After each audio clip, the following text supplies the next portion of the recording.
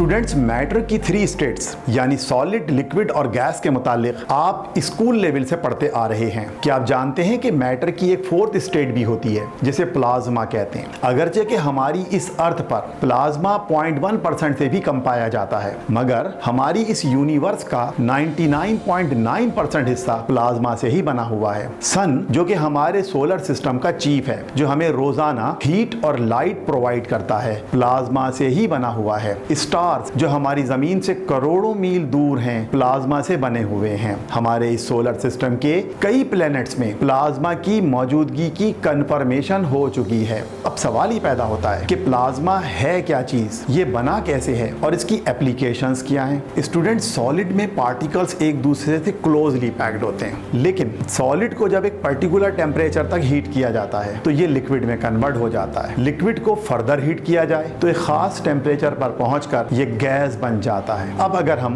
Gas को further heat करें, मसलन 5000 से 6000 डिग्री सेंटीग्रेड तक हीट करें, तो गैस के पार्टिकल में आयोनाइजेशन का अमल होता है और उनके आउटर शेल से इलेक्ट्रॉन एक्साइटेड होकर बाहर आ जाता है। इस तरह गैस के कुछ पार्टिकल्स कैटाइन में कन्वर्ट हो जाते हैं। यही प्लाज्मा है, या फिर हम यूं कह सकते हैं कि प्लाज्मा दरअसल चार्ज पार्टिकल्स, न्यूट्रल एटम और इलेक्ट्रॉन का एक मिक्सचर है। प्लाज्मा को गैस से इस तरह डिफरेंशिएट किया जा सकता है कि प्लाज्मा में इलेक्ट्रिक कंडक्शन होती है और ये इलेक्ट्रोमैग्नेटिक फील्ड से इन्फ्लुएंस करता है। गैस में ये खुसूसियात नहीं होती। प्लाज्मा को किसी डिस्चार्ज ट्यूब में अंडर हाई वोल्टेज और लो प्रेशर गैस की आयोनाइजेशन से बनाया जा सकता है। आप लोगों ने एडवर्टाइजमेंट में फ्लोरेसेंट लाइट या नियॉन साइन तो देखी होगी, इसमें भी प्लाज्मा का कॉन्सेप्ट है। यहाँ गैस में under low pressure electric conduction करवाई जाती है, जिसकी वजह से गैस के पार्टिकल्स में लोअर एनर्जी का इलेक्ट्रॉन एक्साइटेड होकर हायर एनर्जी लेवल पर जाता है। जब यही इलेक्ट्रॉन वापस लो एनर्जी लेवल पे आता है तो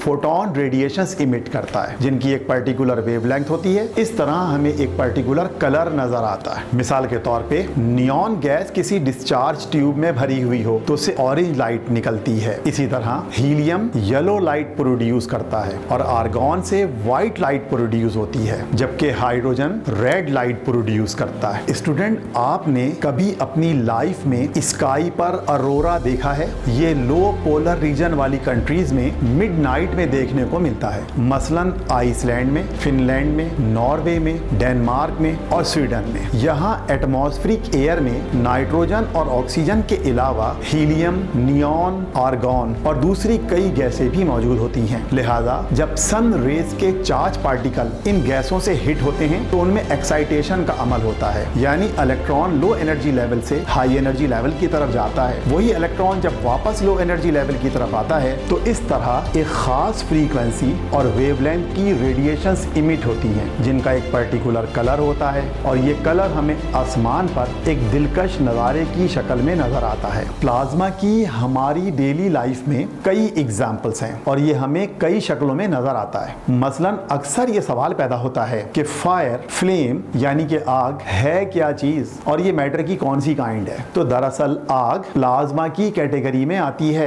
आप लोगों ने वेल्डिंग आर्क तो यकीनन देखी होगी, ये भी प्लाज्मा की मिसाल है। प्लाज्मा की दूसरी मिसालों में नियॉन साइन और फ्लोरेसेंट बल्ब भी शामिल हैं। प्लाज्मा की एक और बड़ी कॉमन एग्जांपल है प्लाज्मा टीवी।